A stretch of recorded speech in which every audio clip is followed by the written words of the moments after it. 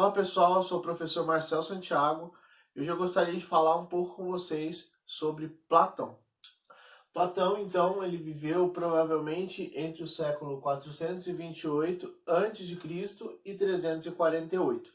Platão foi discípulo de Sócrates. Platão, mesmo tendo sido discípulo de Sócrates, ele difere muito em sua filosofia, do pensamento.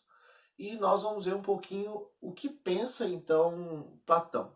Se porventura você tem curiosidade para saber o que pensa Sócrates, você pode clicar no card e assistir o vídeo que fala um pouco sobre a filosofia de Sócrates. Platão, então, ele vai ficar muito reconhecido pelo seu estudo, né, e sua teoria, sua filosofia, que é a teoria das ideias. A teoria das ideias de Platão vai dizer que existem dois mundos contrapostos, né, que seria o mundo sensível e o mundo inteligível, né? Platão vai dizer que o mundo sensível é esse mundo material que nós estamos, que os nossos sentidos podem captar toda a realidade circundante. Então, por essa razão, é o mundo da matéria, é o mundo das coisas mutáveis, é o mundo das coisas temporárias e também corruptíveis. Tem um começo, meio e fim. E no mundo inteligível, Platão vai dizer que é um mundo onde residem as ideias eternas, né? Então, por essa razão, é um mundo imutável, né? E é um mundo também perfeito. Platão vai dizer que tudo que existe no mundo sensível, na verdade, é uma cópia, e diga-se de passagem, mal feita daquilo que existe no mundo inteligível. Para a gente entender melhor isso, nós precisamos entender que Platão imaginava, e ele utiliza muito o mito de para poder explicar um pouco melhor sobre esse mundo sensível e o mundo inteligível, ou também chamado mundo das ideias.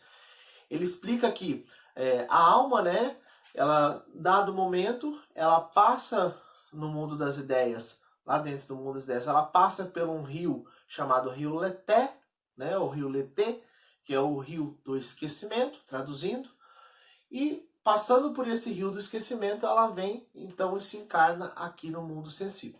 Então, no primeiro momento, a alma do ser humano está lá no mundo inteligível, depois ela passa no rio Letê, ou Leté, e aí, logo em seguida, ela vem para o mundo sensível. Aqui no mundo sensível, ela reproduz as coisas que ela lembra ter visto no mundo das ideias, e ela reproduz de uma forma muito limitada. Por essa razão, tudo que existe aqui no mundo sensível é tudo muito limitado, é muito corruptível, temporário. Por quê? Ela, na verdade, é nada mais do que uma cópia do que existe no mundo das ideias. Até coloquei um desenho aqui de uma cadeira, né, uma cadeira perfeita, né, a ideia de cadeira no mundo inteligível, um exemplo, né? E aqui você tem o rapaz no mundo sensível, né? Ele então fabricando a cadeira.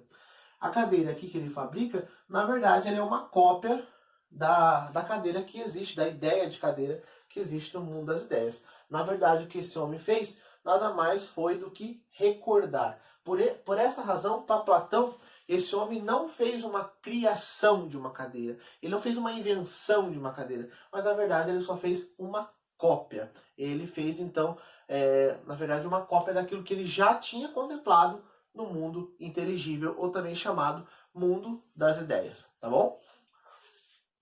Bom, entendido essa parte sobre o mundo sensível e o mundo inteligível, é importante a gente se perguntar, tá, mas para Platão, como é que surge esse mundo, então, sensível, né? Já que o inteligível, então, é um mundo de ideias eternas, né? Dá-se a entender que ele sempre existiu. Então, o mundo sensível, houve um início para esse mundo sensível. Como é que se deu esse início, né? Então, sobre a criação do mundo sensível, aqui coloquei um esqueminha para ficar um pouco mais fácil da gente entender. Então, aqui eu coloquei uma pirâmide partida ao meio para poder representar então esses mundos.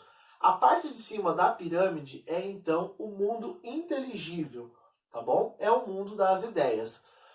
No mundo das ideias, há então várias ideias ali, e uma é a que deu origem a todas as outras. que é a chamada ideia do bem. Então, no mundo das ideias, existe aí o suprassumo das ideias, que é a ideia do bem, e dela saíram todas as outras ideias que residem aqui no mundo das ideias, tá bom? Vamos dizer assim. Então, nesse mundo inteligível, nesse mundo das ideias, então ele existe aqui nessa parte superior e na parte inferior o mundo sensível, aonde nós temos aqui uma multiplicidade de ideias em forma de cópias. Na verdade, as ideias originais, as eternas, elas residem aqui. E aqui nós temos as ideias em forma de cópia. Então, na verdade, são tudo cópias mal feitas aí do mundo inteligível. Então, no mundo sensível, é onde nós estamos. Veja bem, como que Platão justifica a criação desse mundo sensível aqui?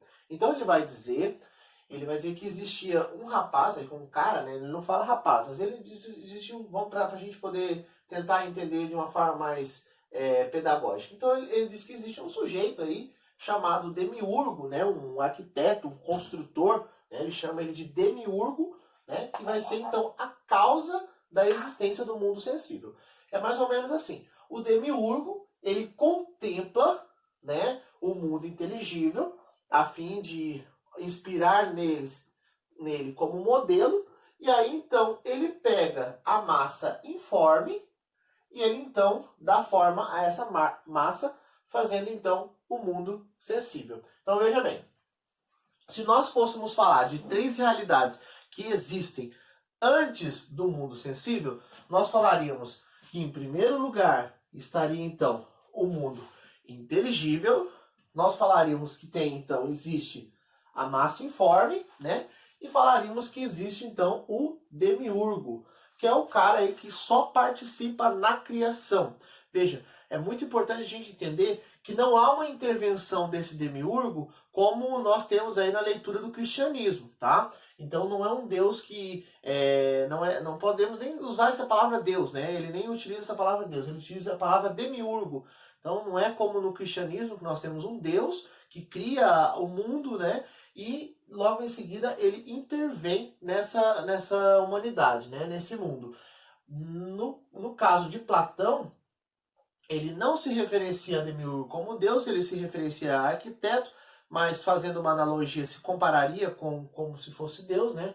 Mas não chega a ser o Deus, né? Então ele é um arquiteto, ele é um construtor que, contemplando o mundo inteligível, ele tenta modelar, né? Tirar um modelo daqui, tenta modelar então essa massa informe, conforme ele contemplou o mundo inteligível. Evidentemente, ele não consegue aí alcançar nem os pés do que são as ideias eternas do mundo inteligível. Então, por essa razão, aqui seria, então, a quarta realidade. Então, para Platão, antes da existência do mundo sensível, existiam 3 realidades, né? O mundo inteligível, a massa informe, né? Ou a matéria indeterminada, se vocês assim preferirem, e o demiurgo aí que é a causa, né, da existência do mundo sensível. Ele contempla, tenta modelar a massa informe e sai isso aí, né? O mundo sensível, tá bom? Então, depois, como que se dá o processo de conhecimento para Platão? Tá? Então, assim, primeiro para a gente entender esse processo de conhecimento, nós precisaríamos entender uma historinha, né? Ou melhor dizendo, um mito que ele utiliza, que é o chamado mito da caverna. Esse mito é muito utilizado na filosofia e ele basicamente dá a base para entendermos esse processo de conhecimento de Platão. Se você não teve contato ainda, eu vou tentar resumir de uma forma mais sucinta, mas depois, num outro momento, a gente pode retomar esse mito da caverna aqui para poder explicar de uma maneira mais clara, mais objetiva e mais detalhada, tá bom? Então, mais ou menos, o mito da caverna vai dizer que existe uma certa caverna, tá bom? E existem homens nessa caverna acorrentados desde o seu nascimento. E esses homens estão olhando para o fundo da caverna e não para a porta de entrada ou pela entrada da caverna, né? Eles não olham para a entrada da caverna, eles olham então para o fundo, para a parede. E aqui, do lado de fora dessa caverna, existe então, vamos supor aqui que isso aqui seja um fogo, né? Uma espécie de fogareiro, certo? Então, o que acontece é que as pessoas, elas não conhecem nada mais do que as sombras que são projetadas no fundo da caverna à medida que as pessoas vão passando aqui, vão passando animais. Então, as pessoas que estão nessa caverna, simplesmente elas olham para essas sombras que são projetadas na parede, elas acham que essas sombras que emitem as vozes, os grunhidos, né?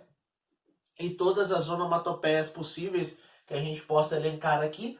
Então, eles imaginam que essas sombras, então, é a realidade que existe. Por quê? A única coisa que eles conhecem é essas sombras que são projetadas na parede constantemente dia e noite. Num determinado momento, um destes homens aqui, ele então consegue se livrar dos grilhões e acaba saindo da caverna e indo para o mundo, né, fora da caverna, o mundo exterior.